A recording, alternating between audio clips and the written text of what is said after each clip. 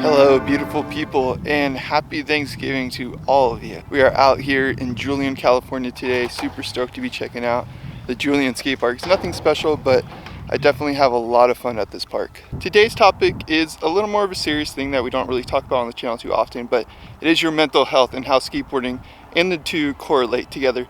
I feel like today is one of those days where everyone's with their family or supposed to be with their families, and just really wanted to take a moment and talk about mental health and mental awareness. Now, I personally got into skateboarding because there wasn't a lot of stability mentally and physically in my life. And I think that's a common theme with a lot of skateboarders, is that you gravitate towards skateboarding as an outlet to sort of suppress and not have to deal with all the issues that are at home, whether they are at home or not at home, or they're at school, or wherever they may be. You know, skateboarding is a great outlet to just not deal with that.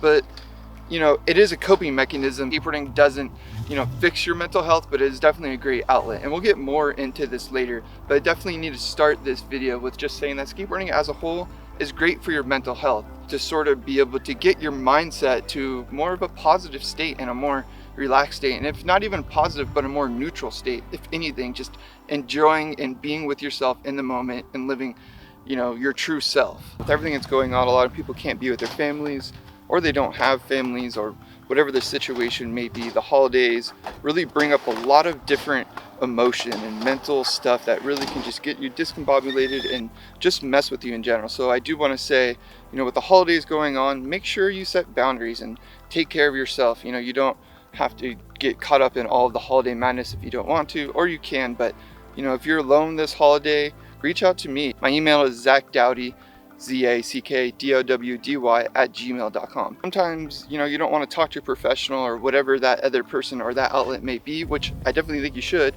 but go ahead and talk to me. If you're watching this channel and you're thinking, man, I'm alone these holidays, please reach out. I do think now more than ever, mental health is at an all-time high. Suicide and just things are in a negative state in the world right now. So one thing I wanted to add on was just social media. One thing that I've taken into account is how much time I spend on Instagram specifically. I've definitely shifted more to YouTube and enjoyed longer formed content, but something that I was realizing a lot was I was waking up and going on Instagram and just in general spending a lot of time on Instagram. That platform is life-sucking of you. Try to limit your time. There's certain apps on your phone that you can do where it literally kicks you out of it, or you can just do your screen time app. That's what I do. I just keep track of it, and I'm constantly just trying to go down on that number. The other thing I want to say with just social media in general is that we are in this world where everyone is comparing each other to someone else that they're watching. Maybe you're comparing yourself to me, or I'm comparing myself to the people that I'm so influenced by on social media. But that really hurts your ego and just hurts you in the long run. Ego is a whole nother thing that everybody needs to work on, and I need to work on. But social media is just like, in a lot of ways, makes you feel like you're not living your best life, and other people are living this glamorous life, and none of that is true. And you probably know that if you're watching this video, but my point is just remember that. Just know that when you have social media and you're looking at social media, you're doing this. You're just seeing what people want you to see. You're not able to see what's going on behind closed doors or anything like that. So just because my life looks really good or somebody else's life really looks really good, that's not always true. There's lots of struggles. I struggle with a lot of things.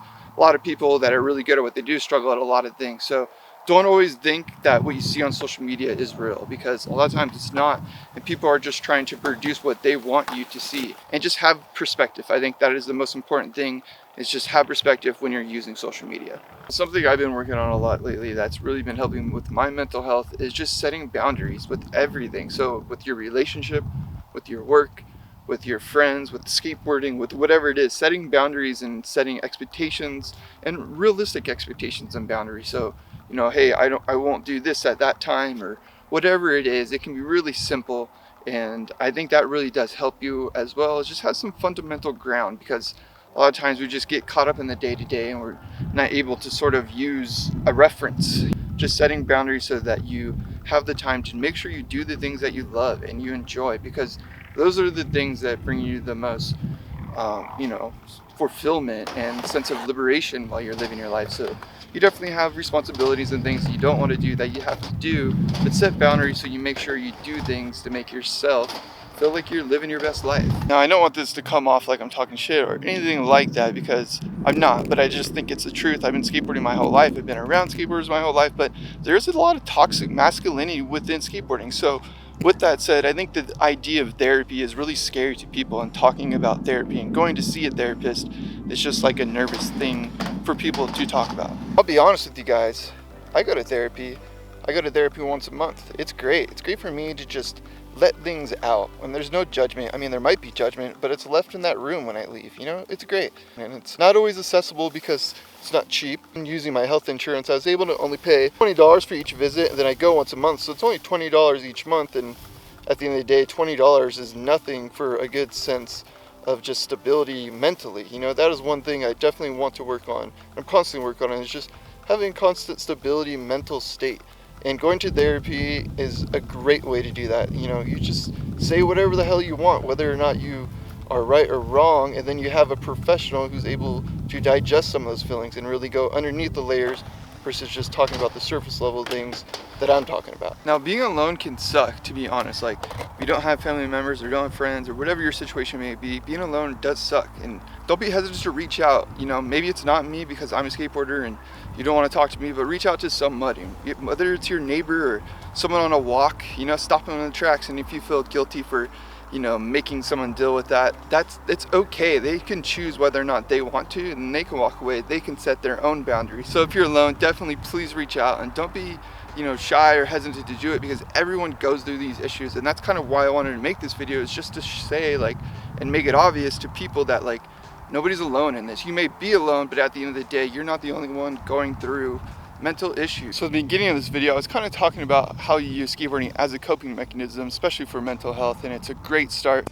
for dealing with those issues, but eventually you really do have to talk about them and bring them up, whatever it is. And the one thing that I will definitely say is that, you know, kind of realizing that skateboarding wasn't the end all be all. It was sort of sweeping things under the rug in a way, and it's a great way. Sometimes just like if you're in the middle of a bad headspace, a long work day, to go skate and decompress. Something that I've done during, you know, the time of, I guess, going through the last couple of years, is just realizing there's toxic people and toxic, even family members, or toxic things in my life that I really just had to leave and let go and drop them and be okay with that and come to terms with certain things. And I'm not saying you have to do that, but I do think that is a big part of mental health, is your environment and who you allow into your environment, who you allow into your life and who you don't allow into your life. You know, just making sure you take care of yourself. Guys, we got a little more serious than normal. Thanks for watching. Subscribe if you're not already, and we'll see you in the next one. Stay up. Take care of each other. Community. One love.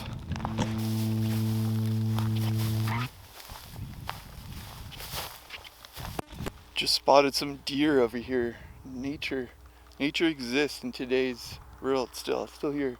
There's some deer. So exciting just to see some things like that, like these deers in their pack just doing their thing.